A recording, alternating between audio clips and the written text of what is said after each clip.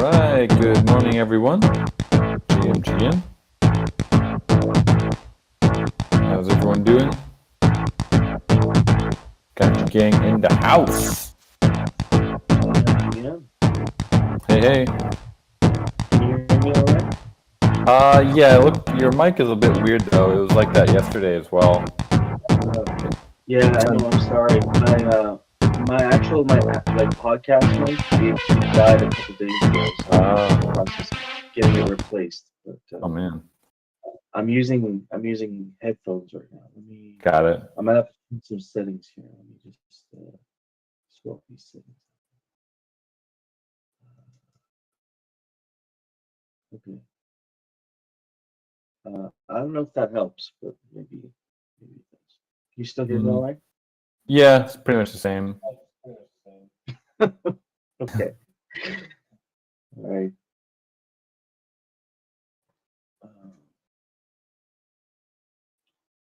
Yeah. Okay.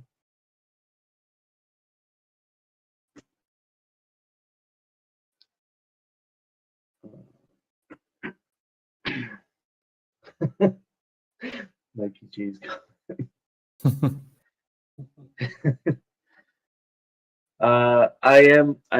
I should kick my stream off right now. I am streaming. Unfortunately, I don't know how the audio is going to be for this one. I'm gonna try and do my best. I don't have a better replacement mic right now. Rugged by the mic. What's that? Rugged by the mic. Rugged by the mic. Yeah. How are you this morning? Oh, pretty good. Have been having a very busy last couple of days working on some dev stuff, doing some coding. Nice. Shipping as usual. Yeah, trying to get something out for you guys. Ooh, I know you were alluding to that yesterday also. Yeah, I think December is going to be a big month. October was big. November was a little bit quiet, and then December is going to be huge. I'm good with that. So this core, I know you were running a little behind this morning. Yeah, is there a mirror board that we can run off of? Otherwise, I got everything opened up here, so we can run through it. We got basically for the schedule today. We'll do our regular proposal review. Maybe 5-10 minutes. We got Mikey J with the Forge update and hear about what he has to say about, I believe, cores. We had the Aavegotchi DAO Foundation proposal that has gone through. So maybe we can have a discussion around the steps and the selection for the board members. And then we also have Yannick's kinship proposal discussion, which is now moved on to a core prop. So we can discuss that, and then as well as the ETF, we can discuss the ETF proposal as well. So we got a range of things to discuss, but we will move through. See, our core has dropped the mirror board link. Thank you, sir. Open that up. See Yannick on stage. GM. Good evening. Good evening. How are you this evening? All right. A little bit busy because a lot of different stuff to do, but pretty interesting times. Indeed. Interesting. Interesting is yeah. Oh, there's a bit of echo on my mic. Yannick, why don't I let you just explain your kinship proposal, and in the meantime, while you're doing that, I'm gonna try to switch my mic over.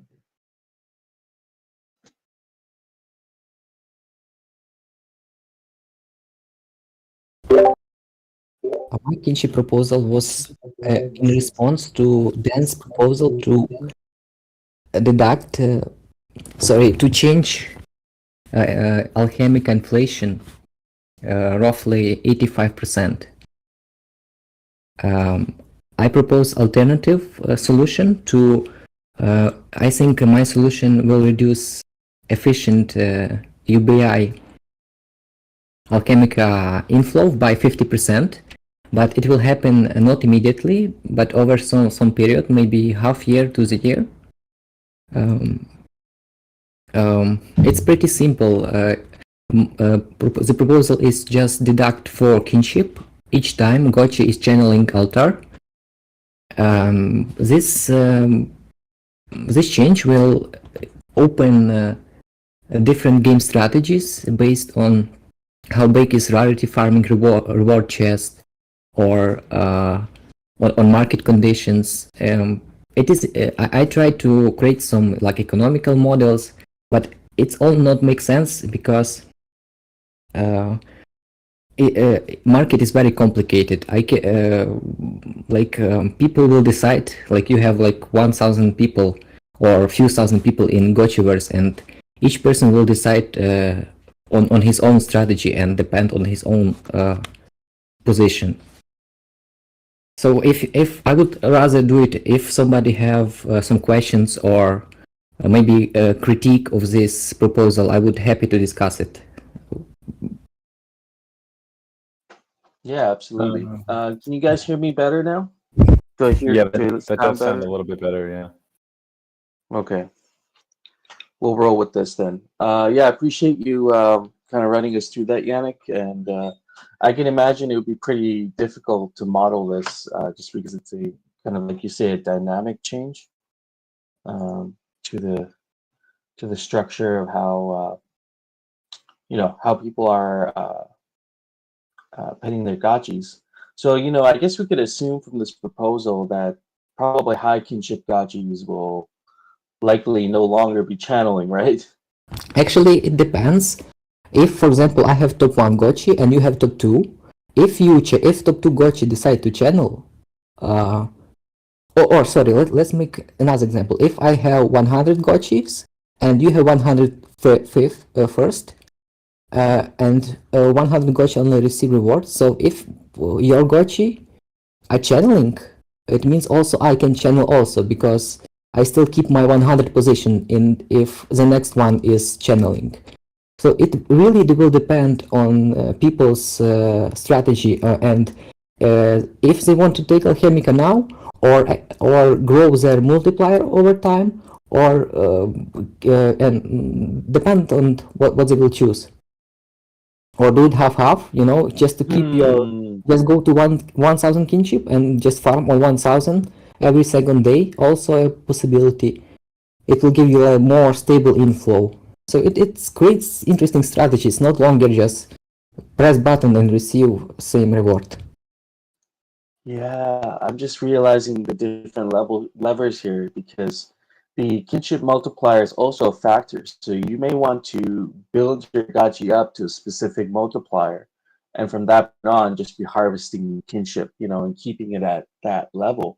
That could even apply to lower kinship gachis too, where you want to get up to a certain kinship level before you were to start using it, and there's a trade-off at that point. Like the Alchemica that you're receiving has to be worth, not only the multiplier, but also worth the sacrifice, like sacrificing kinship. So I guess with removing kinship, we see maybe there'll be gachis channeling less or being more strategic about their channeling. What do we think about, like, do we see there being scenario later down the line where actually we need to be adding kinship, like we need to be adding kinship to the game, either through game mechanics or potions or something like that, to if there's, do you see there being like a shortage of kinship, I guess, and maybe like not many people at all are channeling? Do we see that as like a problem? Is that something that can be, just mitigated with some like or kinship event or potions or something like that? I think it's good we have this will be dynamic, because the kinship is only resource in game which is increasing, and it's good we have, if we have sync, to burn it, because it's always you can always increase it. So I don't think you will have a shortage of it. And the more gold you have, the more kinship will be in the future. Yeah, kind of very much in line with they see Dr. Wagner's point, Hardcore's point. Ideally, kin has additional utility in the future, whether in Gotchi versus other games. Yeah, exactly. I think it opens the door to new possibilities. So I'm very for this proposal. I did notice though this morning there's actually there's two proposals, kinship burn proposals that are in the that are on Snapshot. So we gotta just make sure we clarify this real quick here, because I see There's two of them. yeah, there's Channel Alchemica by Burning Kinship. That one's authored by Yannick. That's the core prop, yeah.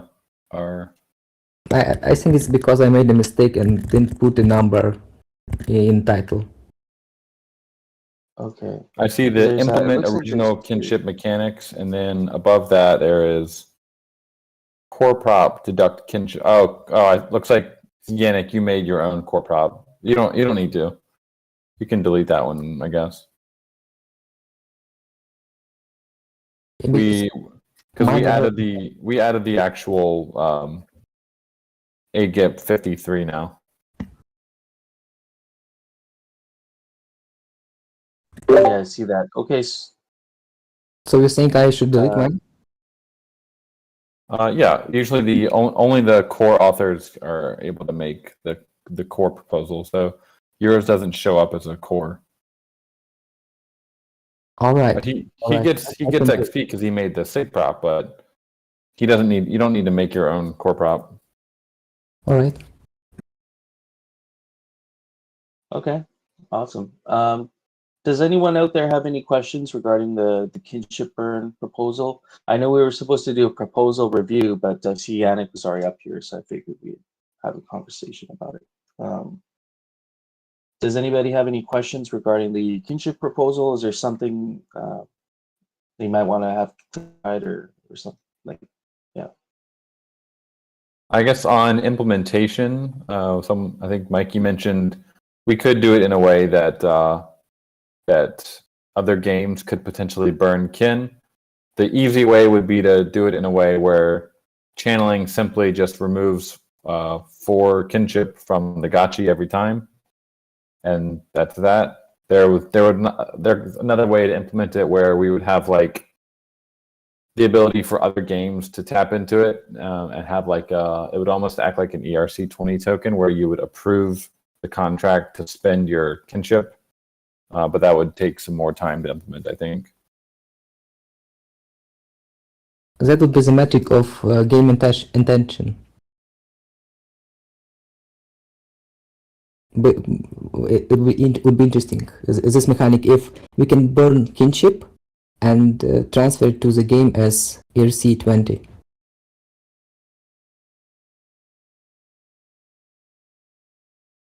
Yeah, we'd have to think about that. If we're trying to get it quickly, then we would do it the simple way. But if we want this to be something potentially other games could use if they wanted, then we would have to spend a little bit more time architecting it.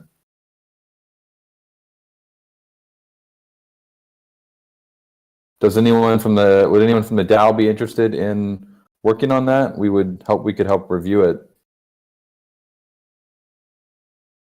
They create the I'm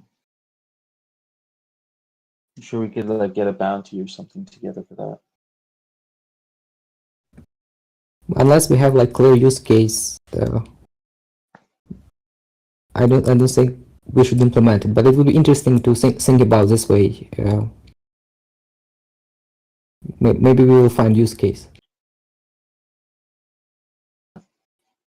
Yeah, we'll have to have a review of it this week while the prop is going and try and see what the workload would be. Anything dealing with kinship is a bit tricky because the subgraph, I think the subgraph is also going to need to be updated to take in the new logic, maybe, hopefully not. But that thing can take upwards of 2 to 3 weeks to sync now. It's so terrible. So anything we do will take a couple weeks, I think, on if the subgraph needs to be updated, which I hope it doesn't, but it might. Mm-hmm. Okay. And what about there are some concerns about rarity farming, Yannick. I think we've discussed these before, but what are your thoughts on, is this going to add a lot of pressure for rarity farming to have more seasons, even when we're already there's a lot of pushback on having seasons already? I don't know how I could answer this because I can speak only for myself, and what I can tell, I will is from my side. I don't think rarity farming are good. We don't have rewards during bear market because will lower our survivability. So I don't think it's a good time for rewards. But I can only speak for myself. So I wouldn't vote for rarity farming rewards, but. Yeah, it will increase expectations probably, but it's the only downside from this proposal. Mm.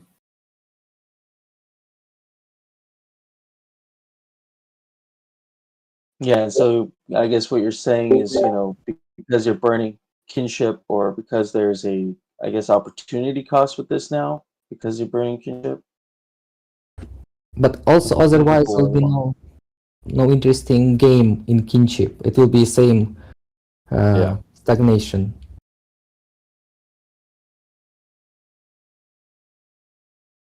Yeah, we always complain about stale leaderboards too, right, during rarity farming. So even if we were to have a rarity farming season, at least the leaderboards, I'm sure, would get shaken up a bit. I mean, yeah, we'll try it out and hopefully give it a couple months to see how things go. We can always, in the future, if needed, do a course correction with the DAO here. But hopefully it'll work out pretty well. It'll be interesting to see. Yeah, I agree. Looking forward to this change. So, do you have any like final comments or any questions for the DAO, Yannick or Coder Dan, regarding this proposal? Not from my side. All right. Nope. Appreciate you taking the time and explaining your proposal here, and I think it's a great idea. So, thanks. Cheers. Next up, we have. I was going to do a proposal review, but it looks like. It looks like everything that we're going to be reviewing today we're going to discuss it anyway. So I think we should just move forward and discuss these whatever's here in my notes. I think the next step right now, we have Mikey J. If you're available, sir, we'll get you up on stage, and if you'd like to provide an update on the Forge, I believe there's something regarding cores. So if you'd like to come up here and discuss that. Okay. Get you up there.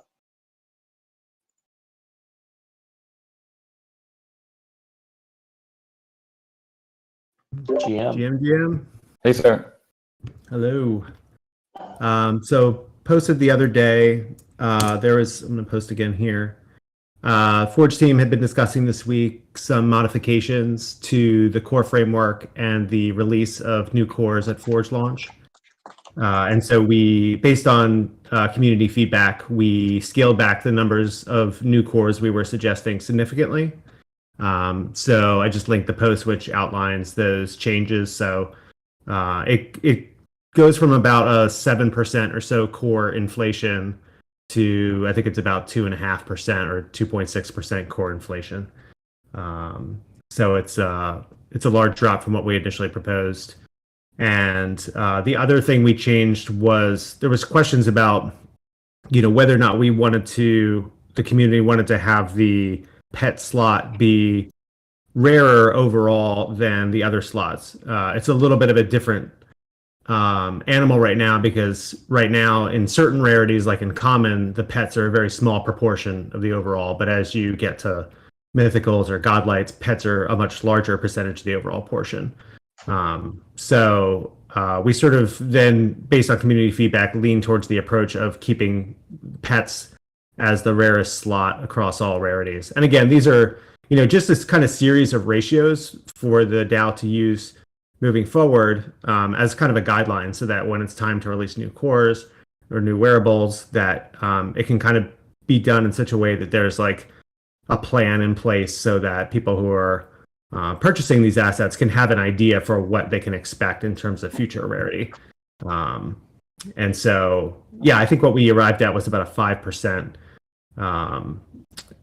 share of pet slots to all cores, which would make it the rarest slot. So, have a look at that post, those changes, and we're looking for any more feedback anyone else might have on that, and we'll take it from there.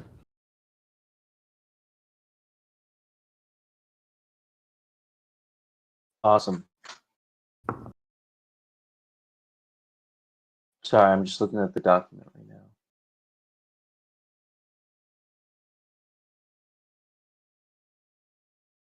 Right on. Do we have any questions regarding these numbers, the new core, the core framework?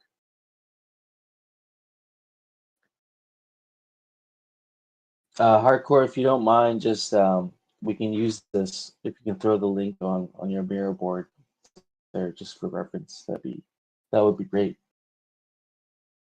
I'm just reading the comments right now. Okay, nothing there. Appreciate you coming up here and giving us your weekly update. Are there any other things you might wanted to share this morning, or was this was the update? Yeah, I think this is the main thing we're looking for feedback on right now. There's other work going on in terms of artwork and things like that. I don't know if Dr. Wagner feels that any more needs to be said on that, but work is proceeding on all fronts for sure. Right on. Well, appreciate all the work that the Forge team is doing, and really looking forward to this really big undertaking. It's gonna be impressive for us to all look at this at the end and say, "Wow, this was like a DAO built initiative." So really exciting. Thanks, guys. Hardcore, I was just saying the link there that Mikey J has for the timing and ratios for releasing new wearable cores. If you can just throw that up on the mirror board whenever you get a chance, that'd be great. Core problem also to launch on the Forge. Awesome. Dr. Wagner, do you want to provide more background on that right now, or do you want to wait till you actually have the prop out or drafted?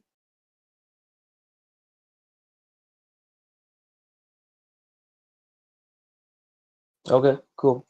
All right, moving on.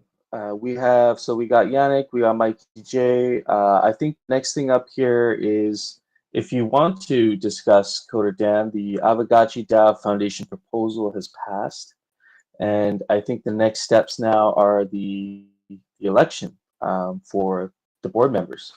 So yep. There is getting ready to give me 1 sec. I'm getting ready to put out this blog post here. Just the kind of the DAO formality here of we want to have a blog post to go along with it. Okay, yeah, awesome. This is for those of you that want to look at the proposal, here's the link to that.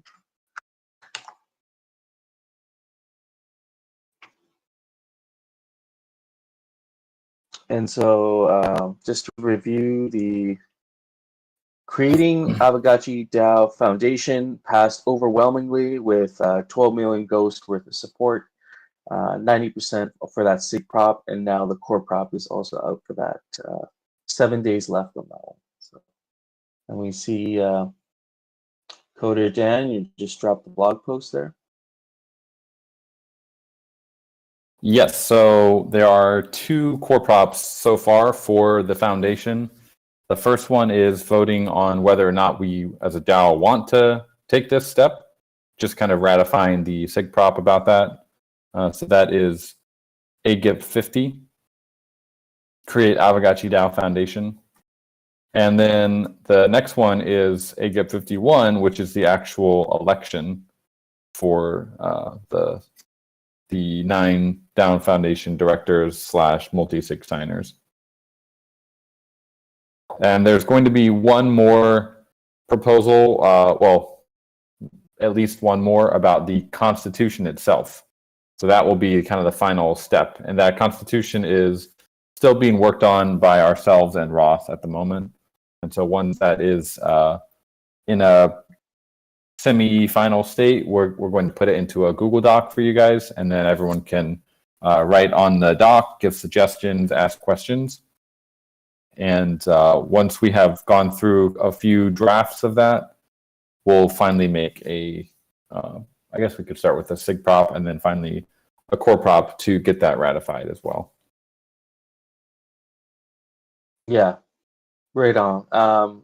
This is a really exciting step. I was speaking with Jesse on the amount of signers we have, and Aavegotchi is going to be pretty like the protocol will be pretty decentralized after we have these 9 board members attached to the multi-sig. I think he was saying something like ENS only has 3, and 2 of them are the founders. Right. So like, you know, I love how in line we'll be with decentralized as you know, as a decentralized entity. Neither yourself or Jesse are going to be on this multi-sig. We have some pretty solid applications. Everyone that applied, you'll probably recognize from Gotchi Game. So let's. Where do you want to go next with this, Dan? We talked about the following proposals. You said the Constitution is going to be another one. Should we discuss the election itself? Sure. Yeah. I mean, I guess. The election is live now and will be going for a week. So if we have some time, I guess we didn't alert anyone that there would be public discussion, but I guess if you're on the call, tuning in on your Sunday morning or afternoon or evening, it's probably a good sign. So I guess if you want to try and win some votes, might be a good time to come on the chat or say hi here in the Discord. Yeah, I'd love to have someone up if you want to speak on, you know, your application to the foundation. You know, share some thoughts on it. Maybe win some votes, like you say, if you'd like to. No pressure. But let's have a look here. If anybody has their hand raised. There are, as the piece mentioned, there are 5 members who haven't yet made. I think they made their application through your Canny form, or the was it the form, tally? The tally, but tally they have not. They have not actually made an official post in the DAO thread, so they should do that. Okay, I'll follow up with these. I have all these contacts. So I'll follow up with them after and get that officially done. So here's the full list.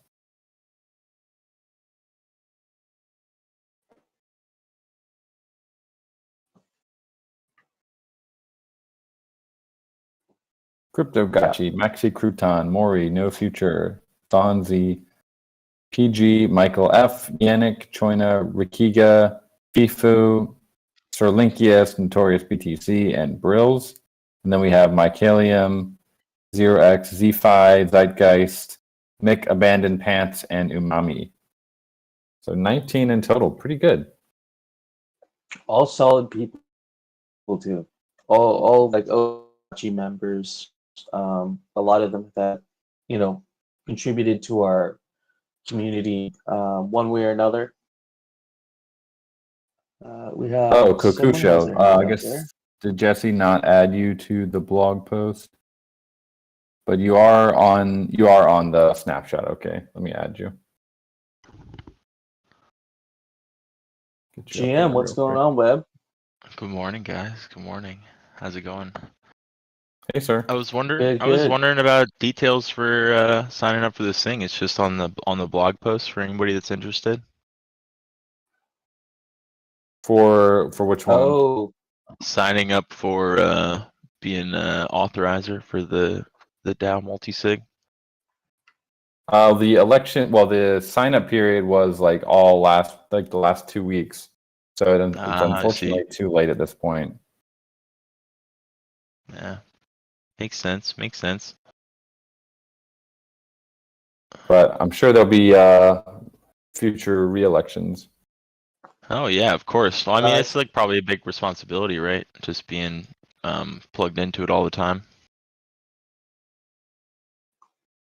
I was speaking of that. I was discussing with Jesse on what these positions would be for. I know some people in the forum or in the signaling thread have expressed their interest in specific roles. Like treasurer, officer, that sort of thing.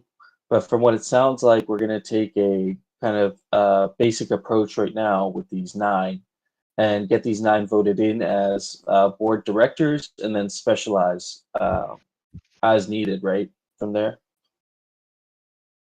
Right. So Is the that kind of sound the right? first step here is we need to have this entity set up and have the multi-sig signers that are kind of docs to us, and I mean mainly to us, and then we can start sending funds to like the larger amounts of funds to the DTF than we've previously been able to do.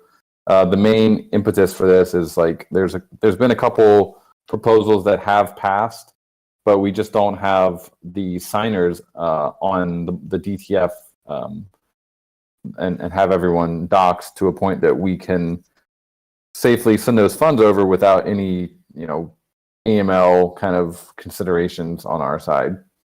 So this is a huge step for that, in that now this multi-sig is set up that can essentially act as the holding tank for the DTF funds, and then they can be dispersed by the directors when needed.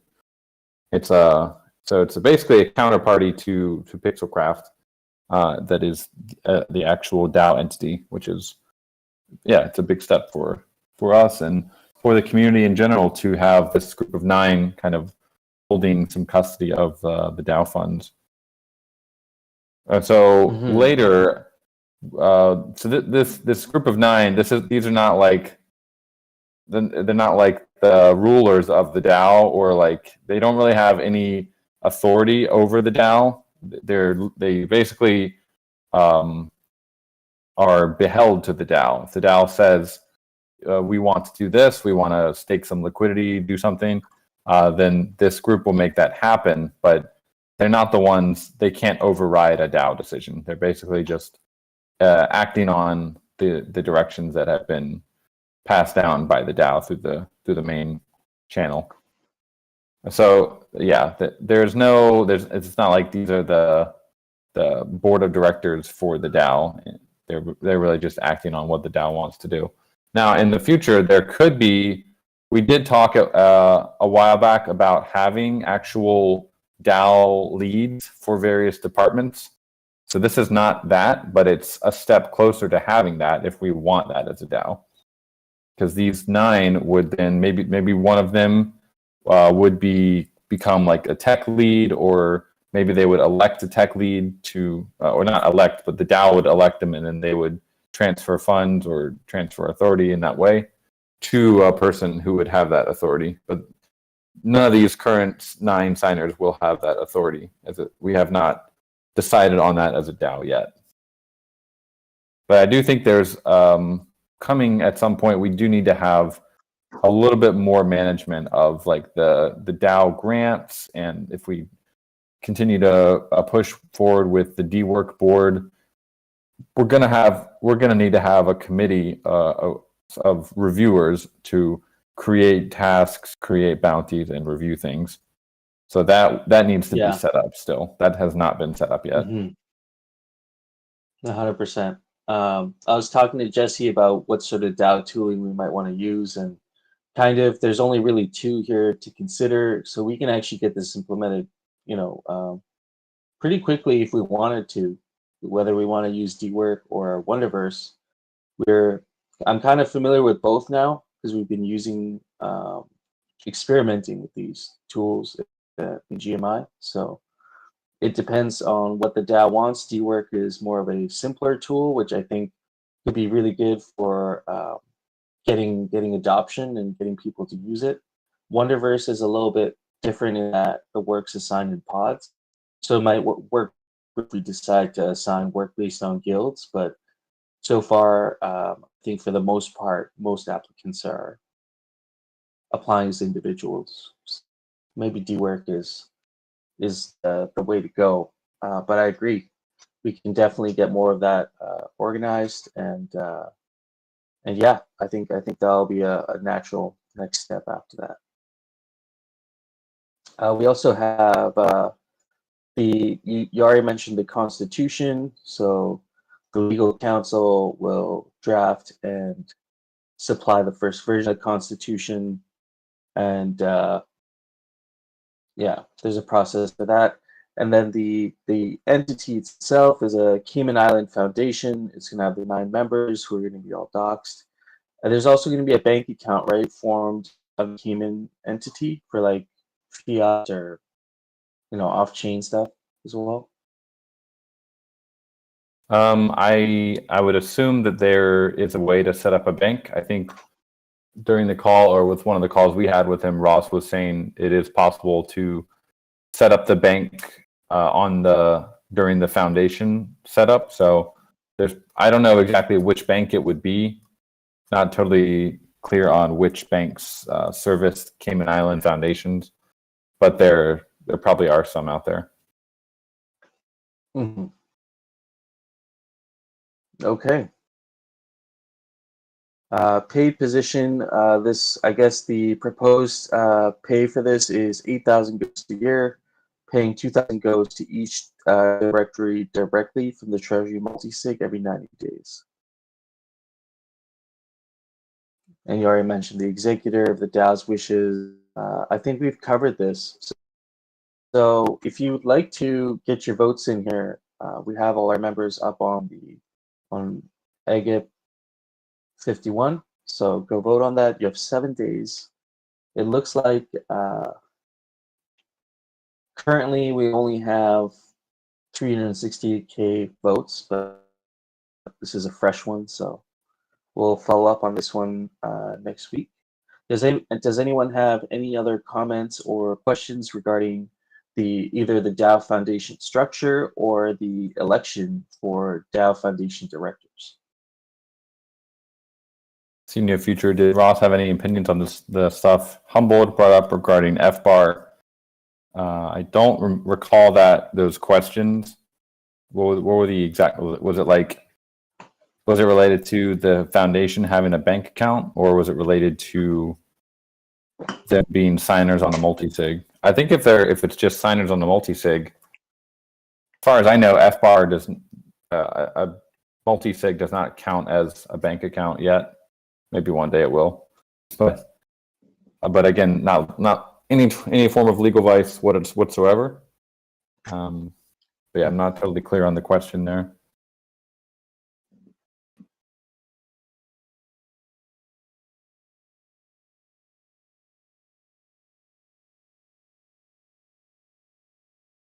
Okay. Joyna, I haven't spoken to him about the side yet. I've been completing FBARs for years. I'll be honest, I have no idea what an FBAR even is. So, do you want explain what that is? Is that just a type of bank account? Is that what that FBAR is basically if so there's the bolded text here. Basically, if you have $10,000 or more in aggregate, it could be in one bank account or spread out over 100 bank accounts at any time during the calendar year abroad. So, like if you have a bank in Switzerland or Panama or wherever, you're supposed to file an FBAR if your assets exceeded $10,000 or more during the calendar year. So they have interest or signature authority, and I guess the question here is, as a multi-sig signer, does that count as signature authority, or as if the DAO opened a bank account, who would be the signatory for that bank account? And yeah, the U.S. government loves to make a bunch of funny sounding names. They got FUBAR, and they also have the guilty tax. Terrible. Whoever's making these names, man. Oh man. The guilty tax is really the worst one. That's if you own 10% or more of a foreign corporation. You're guilty. So it's almost like they worked hard to make it sound that way. Meanwhile, Pelosi is trading it with insider information. Still, she's fine. There's actually there's a Twitter bot called Pelosi Stock Trades that you I saw that. Get in when she gets in,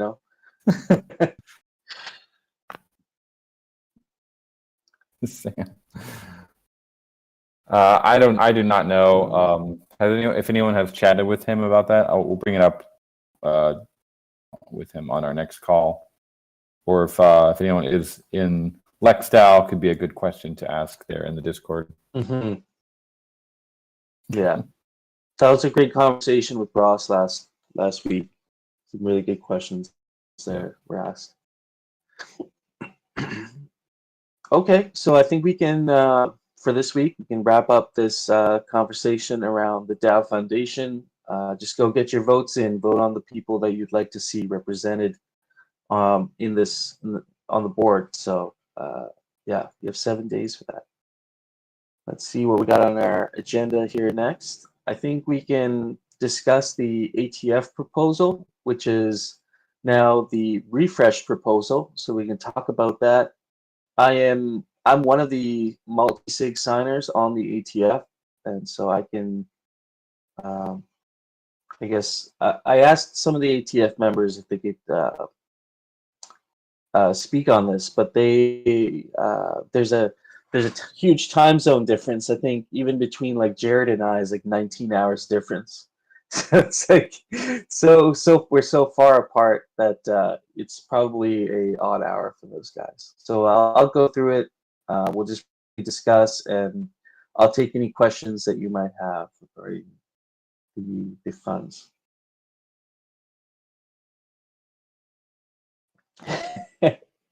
I like that alpha, Dr. Wagner. That's awesome. That's good. We need to get the SPF. We need to get the SPF hairpiece with like little flames on it. Now we gotta have the was it eggplant that he was eating, or was it cucumber? Oh, the cucumber hand wearable, yeah. That guy is like pure evil. I heard he was vegan just because the pills he was taking have strong effects if you eat meat. Like they would have like strong side effects. So he was.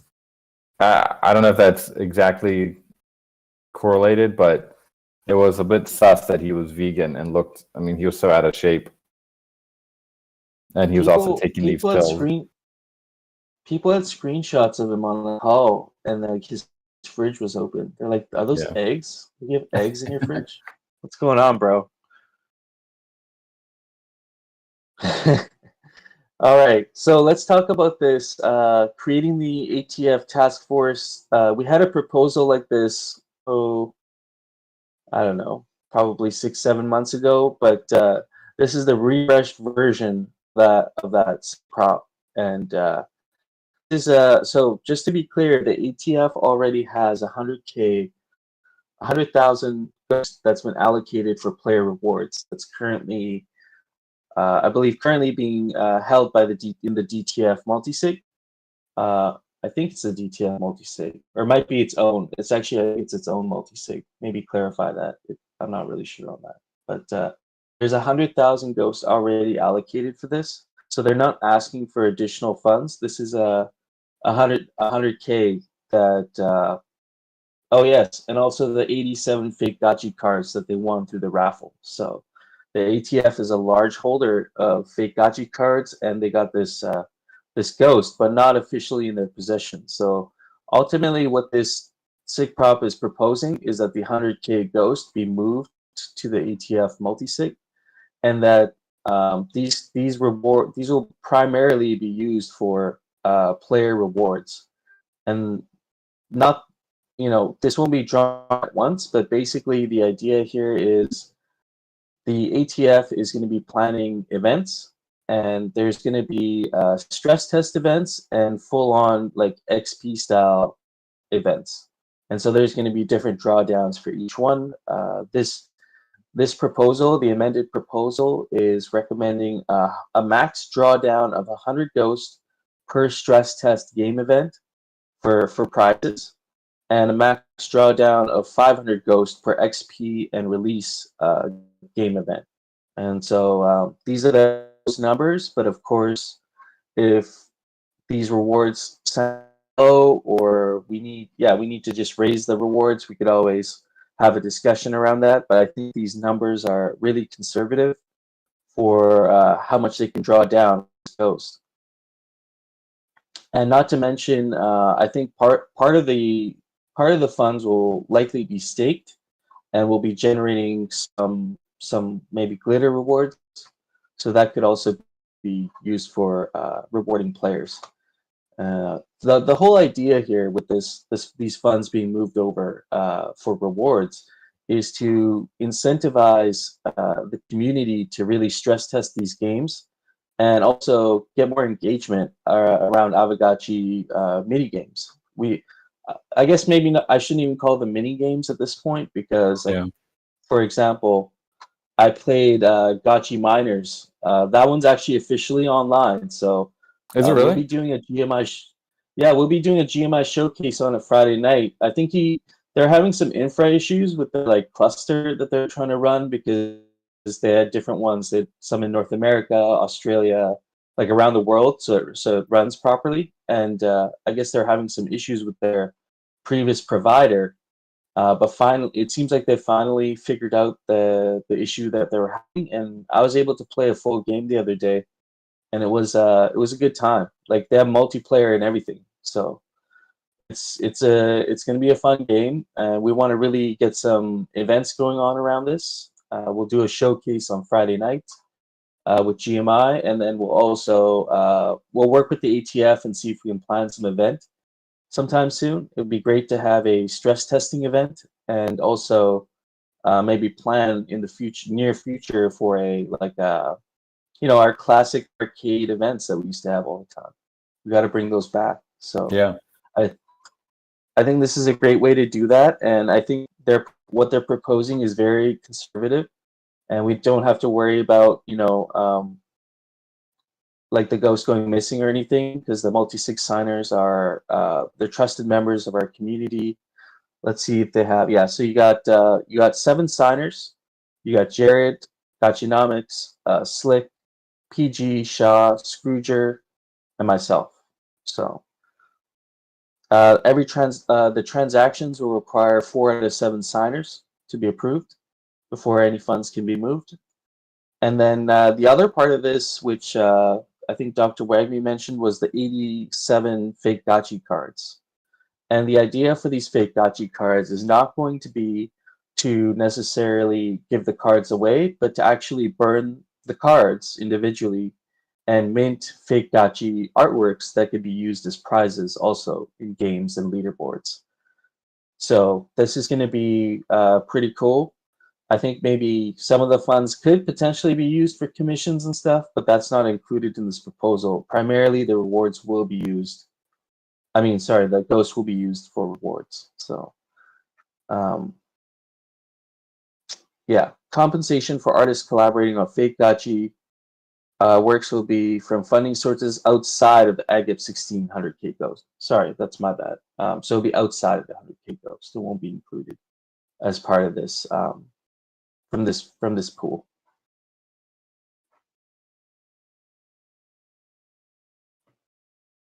Do you guys have any questions regarding the ATF proposal as it is right now? I see it has, I don't think it's met quorum yet, but it has 95% support. Do we know if the vaults voted on this yet? Because I think this was like last time, this is why it didn't go through. It's because the vault meant to vote on it, and I think they might have just forgot or something might have happened there. Yeah. Can we make sure that we actually get this pushed to quorum? Because I think that was the only issue last time. Everybody was in support of it. It's so close, yeah. It's someone ping the vault if they haven't. Has anyone checked on the vault snapshot? I have not, but I can go look after.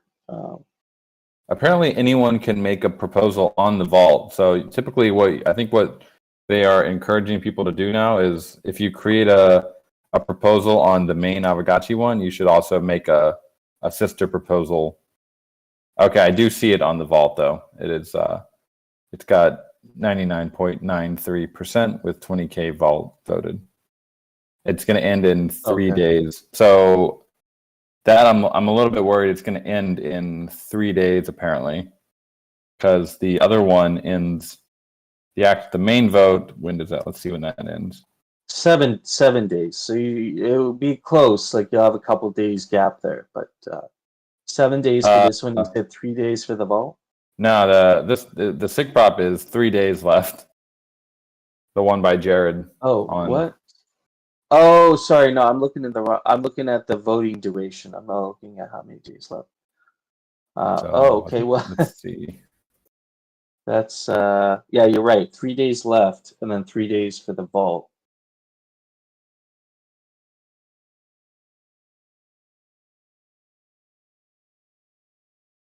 They end at the exact same time. Okay, Dr. Webby says we will vote in time. In the future, if you guys make a proposal, you should like schedule it to end like a day earlier on the Gotchi vault. So then they know the result before they can vote.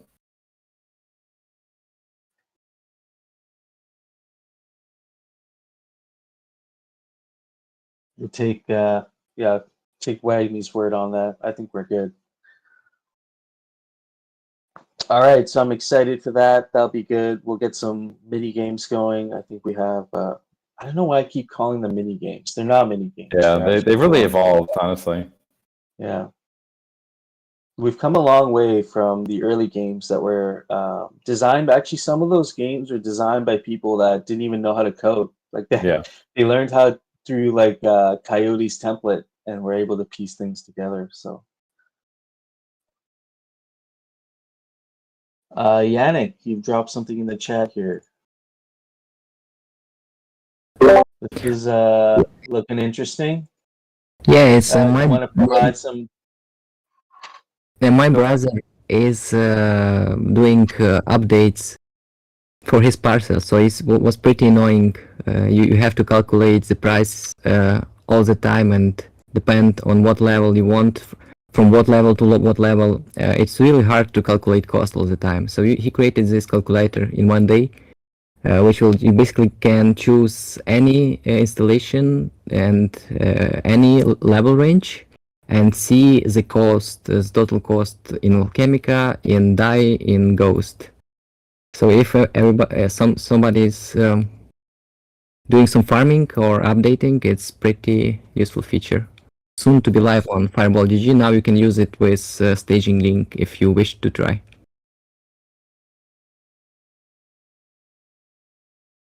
Yeah, this is cool. And so, are you crafting these or upgrading these right in the UI, like without going to the Gotchiverse? Is that right? It's Yeah, the crafting is available without being in the Gotchiverse, actually. yeah, we also have crafting on Fireball GG. You can interact with crafting contract through our interface. But interface is just this calculator is similar to Raffle calculator, but for installations. Oh, sorry, I misunderstood. That makes sense. Okay. And so, for example, you have an example here. You have Alchemica Altar level 1 going to level 9, and it's giving you basically the cost in Alchemica's, Ghost, and Die, right? That's for all the altars in between.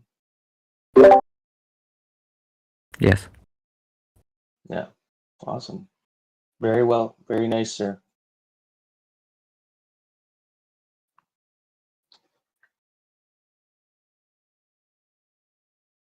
Let's look at where we're at here. The DAO mission and vision. We'll probably have something I'll post in the forum here in the next couple days. We got, I think, 8 responses on the forum. They're all really thoughtful responses. There's still a working group if you'd like to participate, but I think at this point, everybody who's put their hand up, I think there's 8 members, so you're still welcome to join if you would like to. But we're getting close to just drafting the final version of this. And we'll have something out for next DAO meeting.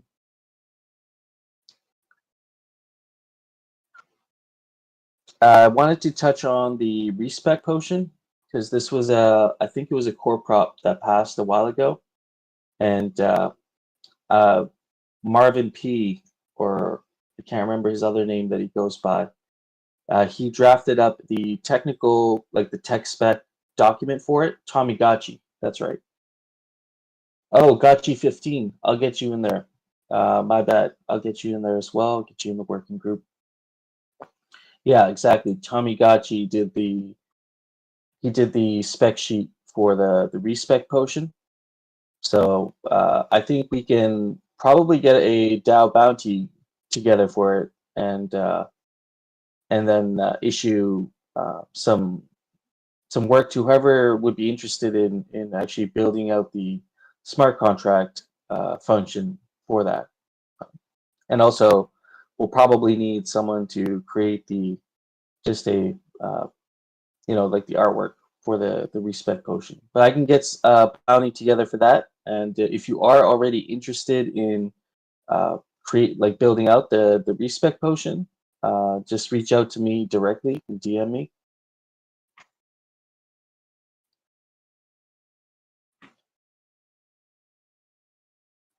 I think that's pretty much it for today. I think we've run through the whole thing here. Let me just look at the proposals, but I think that's our whole meeting for today. I saw in the landlord's chat. He's not here in the DAO chat, but there's someone saying that he's just voicing concerns if we come back to Yannick's proposal about landlords will be charged. This is his exact phrasing here. I'll drop the link for those of you that have the landlord role. You can see it here. But I guess he's worried that landlords will be charged for kinship from our gotchis every time for channeling our own lands, as per AGIP 53. He's wondering, why is there an option for charging 2 kinship only? Was that part of the? Was there any consideration about the 4? Why it was 4 versus 3 versus 2? Yes, as I thought about it, it seems like during the bear market we should cut, basically do the same U.S. central bank is doing. We should cut our kinship more, but that was one reason, and second reason was I believed from my we inflated kinship too much. So that was my reasoning. But if we see a good effect and or it will be too much, we can always vote to cut it to 2. But as I see it right now, it's we should go a little bit more aggressive, especially because this change will affect will still take long time to work out. So I think we should cut it a little bit more at first.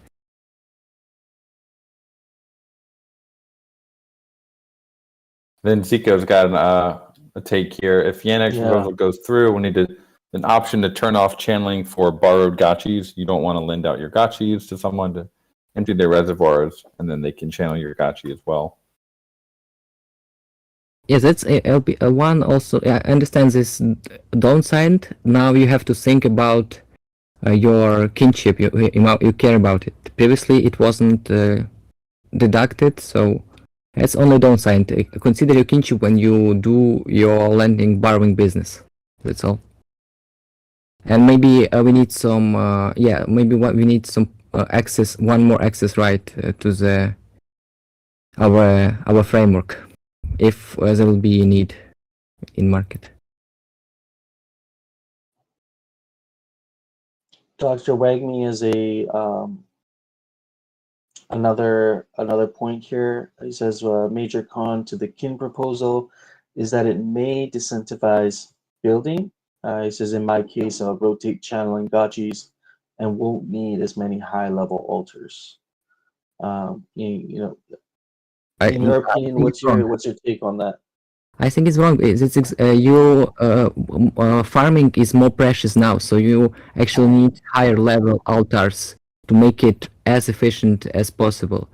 And in a matter of rotate channeling gotchas, what does it mean? Like people will know they will lose kinship on landing, so landing market will be changed also. So that's actually also very interesting, because in a way we will have some kind of kinship. People will sell kinship through the landing.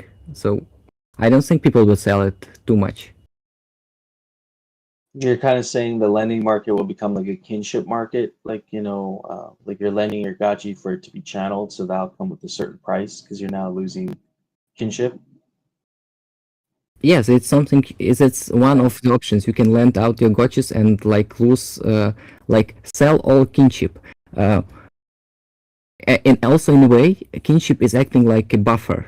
So you can think about it like this: a buffer of your farming potential.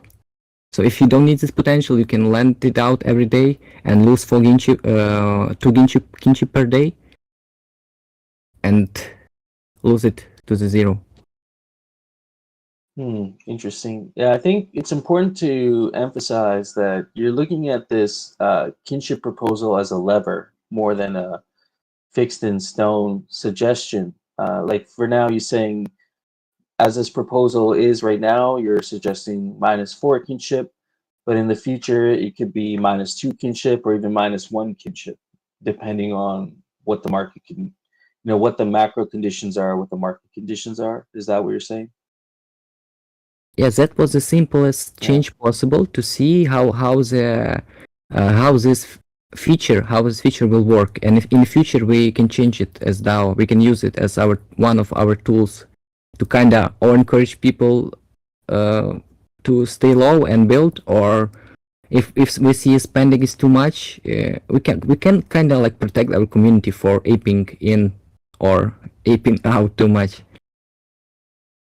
But I see it as a buffer, as economy buffer. Interesting.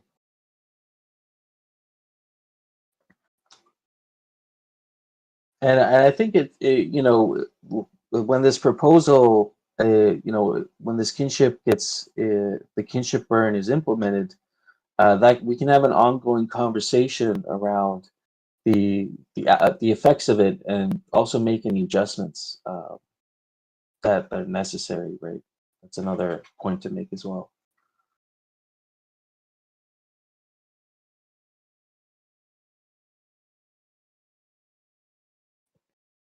Okay. Do we have any other questions regarding the kinship proposal? Just looking at the comments here. For as Some far as people are guild asking. channeling, Yeah. Go ahead. I don't think that I have to go check the Bible on that, but I don't think that in the original Bible we did talk about like sacrificing kinship for normal channeling. But I think for guild channeling, I don't think that we were removing kinship for that in the original doc. So don't think that would be affected.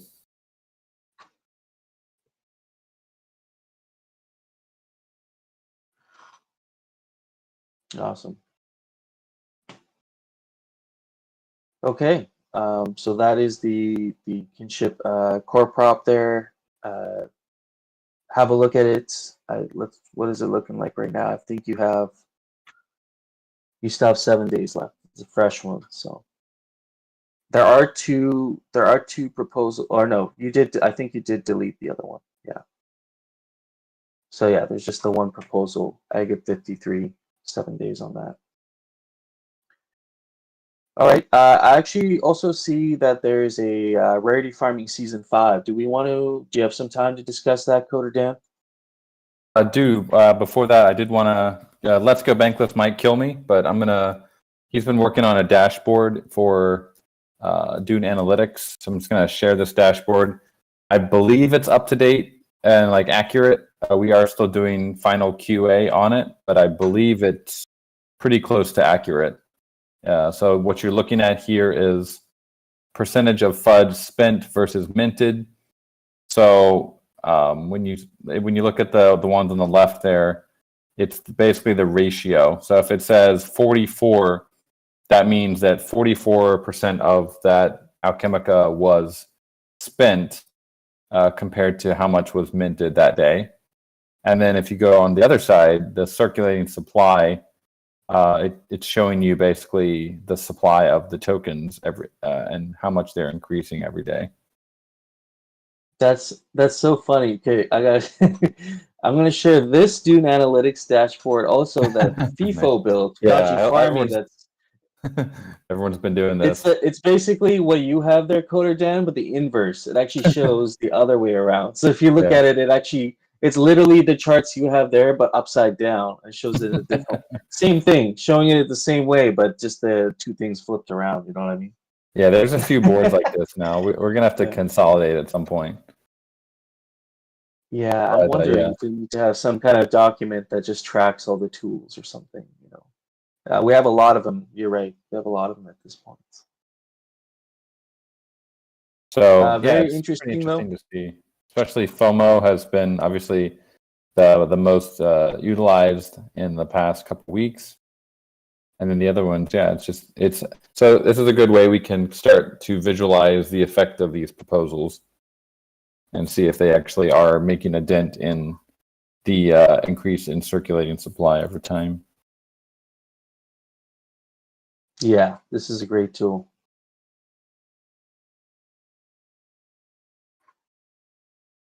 All right, awesome. Should we talk about Rarity Farming Season 5 since there is a core prop on it now? We had a discussion around it during SIG prop phase, but I think the feelings in the DAO at that time, I kind of, amongst our group here, at least the 55 of us in here, was that maybe it might be better to hold off on Rarity Farming at the moment. It might be good to have those funds in the DAO treasury for, to have survivability. If things do take a even worse turn down the road, the DAO would have funds to continue funding either operations or other projects. The counter argument to that was there are a lot of funds in the DAO treasury that are not being utilized. And because they're not being utilized, they should be given to asset holders, I think, for Rarity Farming rewards.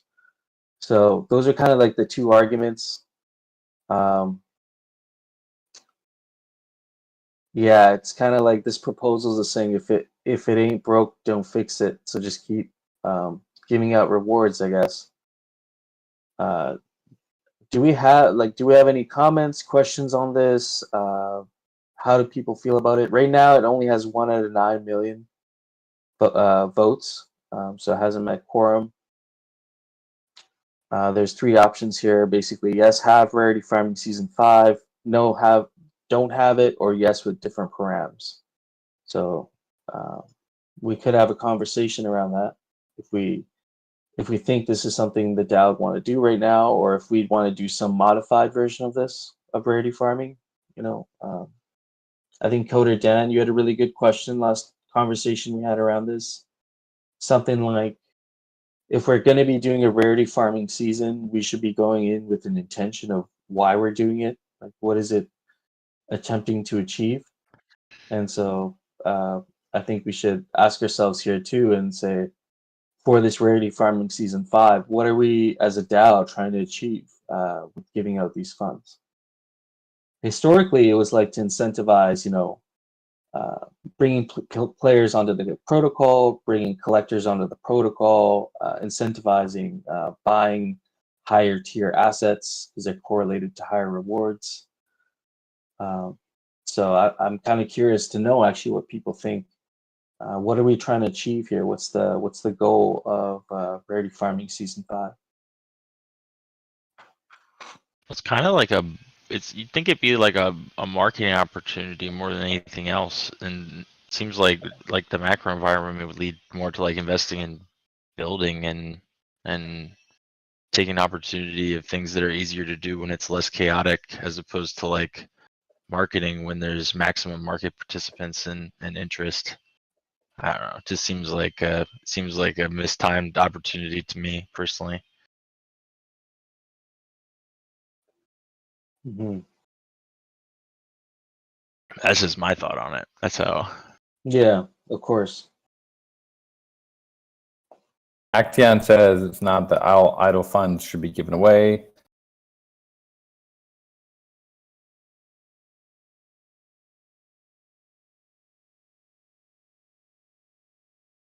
Yeah, I would argue that Aavegotchi was not built on Rarity Farming. I think Rarity Farming was one of the incentives, pretty strong incentive, but I don't know about Yeah, I mean, that.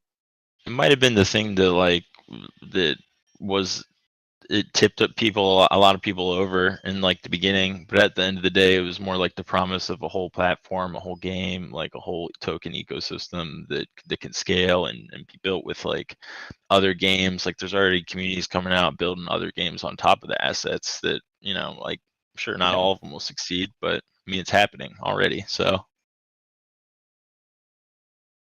Yeah, I don't think the assets are going to zero. Even if we completely took away Rarity Farming, which would not, but I don't think even if we did, I don't think Aavegotchis are going to go to zero. There's a ton of other utility beyond just getting ghost payouts. Having the asset itself is valuable. I mean, if you play, I always like to compare this to a traditional Web2 game. You own nothing. You own absolutely nothing. Even the item that's on your screen, you don't own it. So just owning the asset in itself has intrinsic value.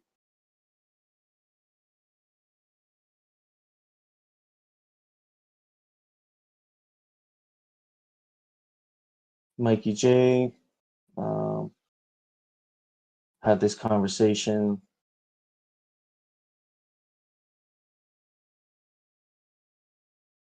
I tend to agree with Webb that Rarity Farming it's a big payout and it is marketing worthy. Now is not really a great time in the macro environment to do a bunch of active marketing. So it's really just going to be being paid out to OG Gotchi Gang, which is, I think that's the intention of the proposal. Yeah, and I mean, psychologically, the last Rarity Farming in the time before, the price of Ghost was a lot higher. So psychologically, when you're getting your Rarity Farming rewards, it actually felt like a fairly large reward that you were getting. I don't know if that same feeling is going to be there, and I think that was part of the excitement around rarity farming is getting such large rewards. Are people going to be that excited about rarity farming this time around? I mean, with the fiat value of what you're going to get is going to be lower anyway. So I'm like, why are you getting excited about that when you could take that ghost? We could fund a whole bunch of projects right now. The GTF has funded a whole bunch of stuff. There's people that actually want to create stuff for the DAO, whether it's an experience or something that's going to make this protocol generate real value, and giving the funds just as a player reward. I don't think is it just enough to say, yeah, let's just keep doing it because we've been doing it. Yeah, that's literally what the proposal says. If it's not broken, don't fix. It doesn't need to be fixed. I did not like that language at all. I think that's. I already made my thoughts vocal in the DAO with Cookie Thief and how he didn't include himself as an author and kind of the language. But we are respecting the DAO's the SIG prop, upgrading it to a core prop. So yeah, everyone go and vote on it. Yeah. Yeah. Exactly. He Alright, did agree that the actual season would not happen until the Forge was deployed, or January 2023. So I guess the idea there would be the Forge would release, and then people would have, I guess, there'd be a mutual incentive there. Hopefully, that people would be incentivized to create items in the Forge for rarity farming. That would be the Mark. Yeah, you have an interesting idea there. An opt into rarity farming.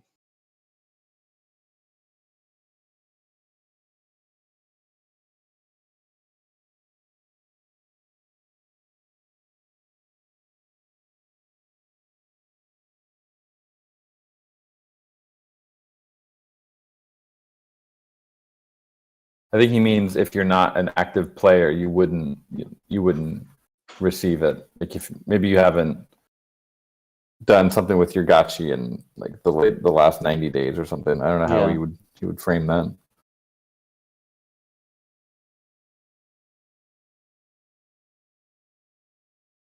People might just be AFK. Mm-hmm. So 1.5 million ghosts from the rewards pool that'd be funded by the DAO Treasury. What I'm curious to know what percentage of the DAO Treasury that is, in terms of how much we're spending in a percentage term. I don't have it handy, but how would we feel if we did, let's say we did 2 or 3 more rarity farming seasons and the treasury is kind of running low at that point. Do you have other ways? It's about 5 million ghosts currently. Yeah.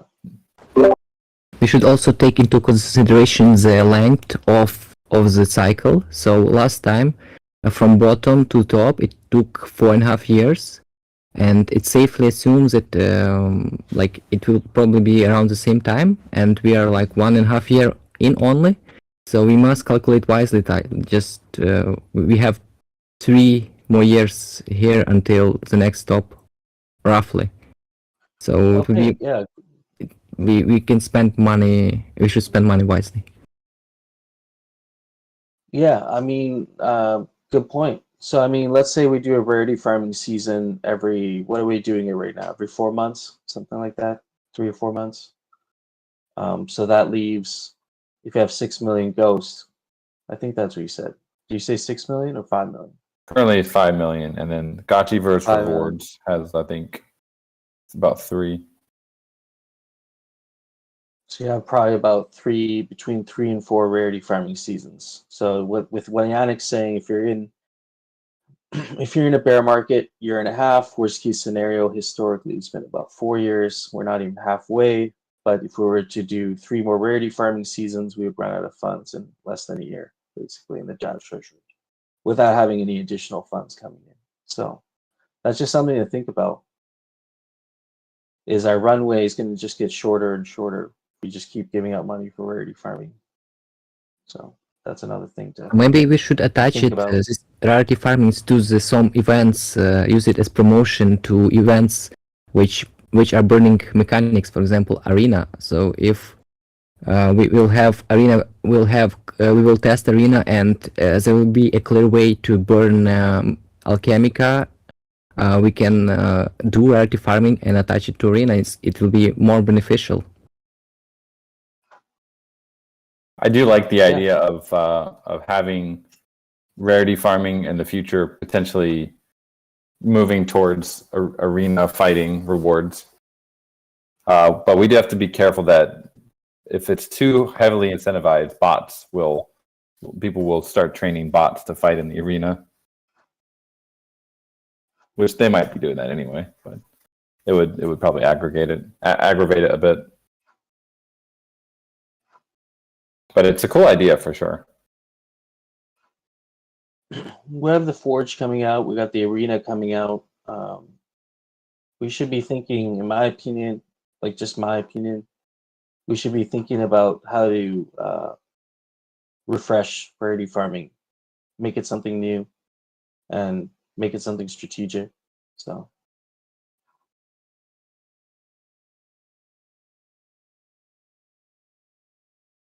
We need competition. We need more yeah. guilds versus guilds, more competitiveness.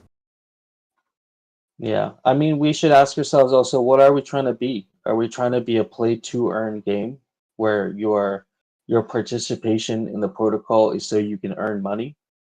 Or are we trying to be a play and earn game where you're actually playing the game primarily because it's a enjoyable game, has become an enjoyable game, with the side effect that if you are talented or skilled enough, that you'll actually earn something.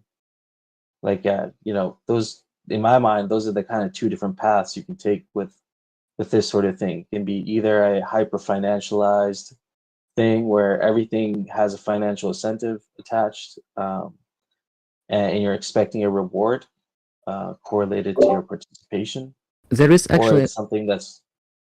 Go ahead. there is one more way. You can pay for development because we are in such early stage. Like it will take still like few more years to have a decent real-time, very interesting PvP, challenging one. So at this stage, it will probably be more beneficial not to pay to the players, but pay to the developers. And if we have some APIs in Gotchiverse, we can actually we have some plugin system which will be built on top of those APIs, and people can experiment and imagine you can build some autocaster or on top of your Aavegotchi.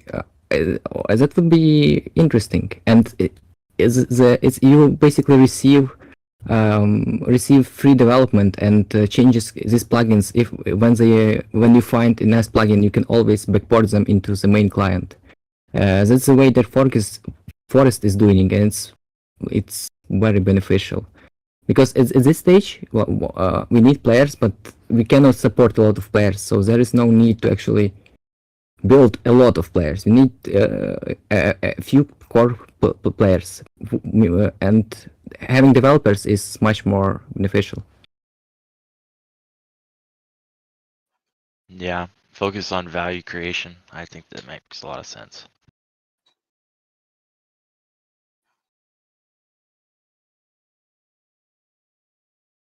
The DAO has a lot of funds right now.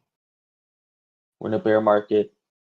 There are probably devs out there that are looking for work that would be happy to get on board with a well thought out project. So I know the DAO in general has been very receptive. The DTF also has been very receptive to funding really good ideas.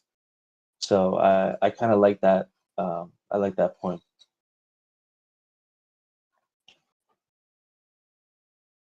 But like Coder Dan said, it's a core prop. Go get your votes in, and we can discuss it next week.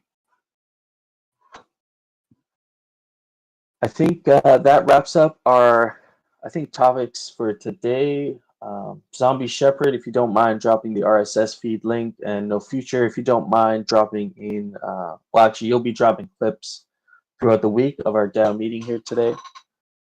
And are there any topics that we might want to quickly discuss? Any remaining hanging questions that anybody might have?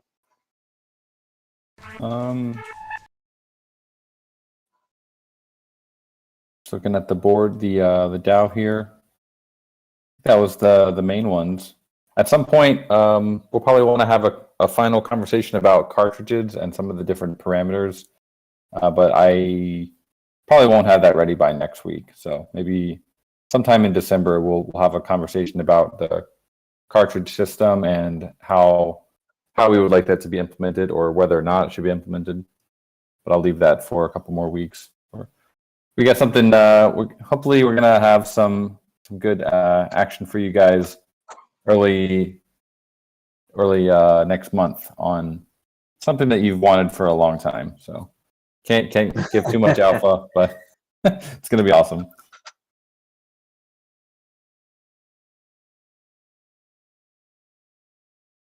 Right on. Looking forward to that. And for those of you who'd like to get a midweek update, I do a DAO summary / midweek update here on the Substack. And subscribe there, go directly to your inbox. Very cool. Looking at Yannick's Dark Forest plugins. That's really cool. All right. This was another great DAO meeting. Covered a lot of topics here today, covered a lot of proposals. And if you want to catch up, again, look out for No Futures clips this week or the RSS feed from Zombie Shepherd. For all 50 of you in here, 55 of you in here, thank you for coming out here on Sunday, hanging out with us here with Aavegotchi DAO. And we will see you here, I think, on Tuesday. No Future, you said you have a Twitter space. And we also do one on Wednesday, I believe, for Gotchi Space. So keep an eye out for that. And I hope you all have a good weekend and a good rest of your week. Yep. Thanks, sir, for hosting. Thanks, everyone, for coming out. Enjoy your Sunday. Peace. Later, friends. Everyone, make sure to vote. That's right. Good night. Good night.